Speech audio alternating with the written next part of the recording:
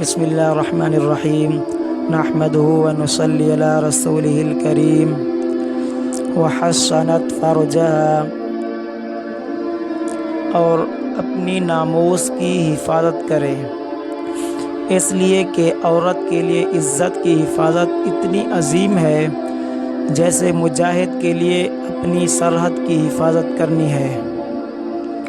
لہٰذا کوئی ڈھیلی بات نہ کرے، کوئی کسی کی رعایت نہ کرے، کسی غیر مرد سے میٹھی گفتگو کرنے کی ضرورت نہیں ہے، لوچ والی گفتگو کرنے کی ضرورت نہیں ہے، کسی غیر محرم سے تعریفیں سننے کی ضرورت نہیں ہے۔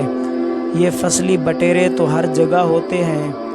ہر عورت کو زندگی میں ایسے واقعات پیش آ سکتے ہیں، کوئی فصلی بٹیرا اس کو بھی دو بول تعریفوں کے بول سکتا ہے۔